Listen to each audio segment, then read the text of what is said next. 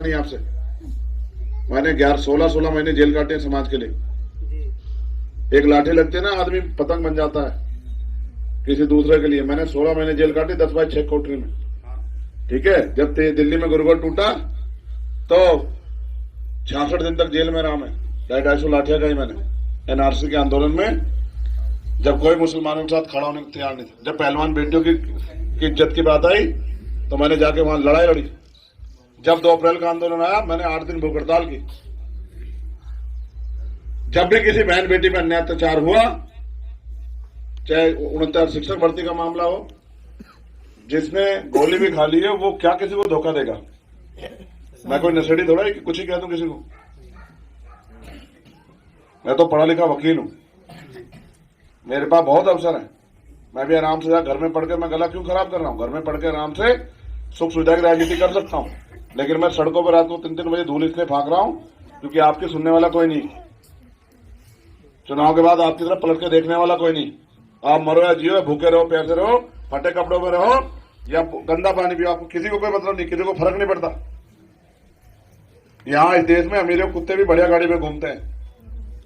मालिक जो है उनको बढ़िया दूध पिलाता है, बढ़िया ब्रेड खिलाता है, बढ़िया बिस्कुट खिलाता है। बीमार हो जाते हैं अच्छे डॉक्टर के यहाँ ले जाता है। गर्मी लगती है तो इसी में रखता है, सर्दी लगती है तो हीटर लगाता है। आपके लिए कोई कुछ करता है क्या? आपको लोग जानवर से भी कम आंकते हैं। ये मेरे दिल में दर्द उठा हुआ है और बीमार भी आजाद समाज पार्टी के लोगों में, जो आपके आंसू नहीं देख पा रहे हैं। इसलिए गली गली घूम घूम के समाज को जागरूक कर रहे हैं। बाबा साहब ने अगर ये प्रयास ना किया होता तो आज कुर्सी बैठ जाते क्या? ये कुर्सी ऐसे थोड़ा ही मिल गई, ये कपड़े पहनने का अधिकार ऐसे थोड़ा मिल गया। बाबा साहब से मिला,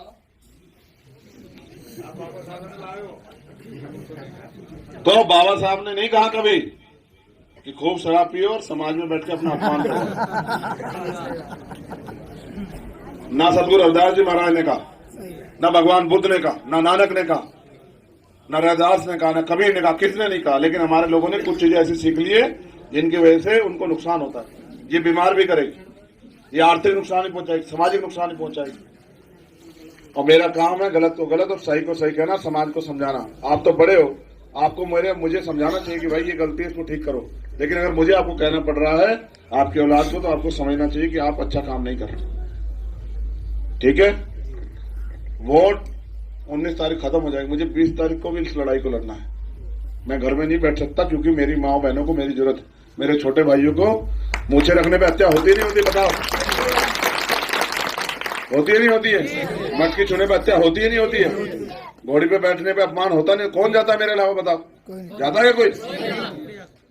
तो फिर मुझे अपना काम करना है और इसके लिए मुझे तनख्वाह मिलती है मुकदमों के रूप में। जितनी मेरी उम्र नहीं, इससे ज्यादा मुकदमे मेरे ऊपर। 39 मुकदमे मेरे ऊपर, सारे समाज के। एक भी मेरा अपना नहीं है कि मैंने किसी को बेकह दिया। समाज की लड़ाई आसान थोड़ा लड़ना।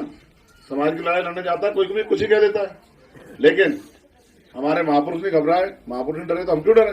सही बात। जब हमारे महापुरुषों ने अपने बच्चों को कुर्बानियां दी है और समाज के लिए कुछ करा तो हम भी करेंगे। ठीक है, आपने मुझे बुलाया, भाई आपसे भी कह रहा हूं, मुस्लिम समाज के लोगों को मदद कराओगे नहीं कराओगे? पक्का?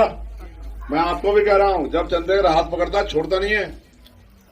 कोई ऐसी लड़ाई नहीं जिसमें मैंने आपका साथ न दिया हूं। और ईमानदार से कह रहा हूं, जब तक जीऊंगा आप मुझे वोट से मेरा रिश्ता नहीं, आप साथ दो ना दो, लेकिन अगर आपके साथ कोई अन्याय होगा तो याद रखना चंद्रशेखर भीत में खड़ा है उन ताकतवर लोग के, आपके याद रखना। ठीक है, मैं वो देता नहीं जो वोट की राजनीति के उसमें हो।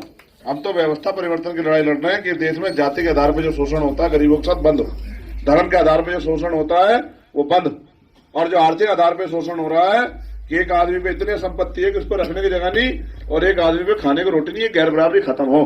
जब देश आजाद हो, धनदर्ती राजपाट नहीं बटा, पैसे वाले लोग पैसे वाले रहे, गरीब गरीब रहा। तो अभी तक शुरू भी नहीं हुआ, अभी तक संविधान खत्म करने के लिए पीछे पड़ गए।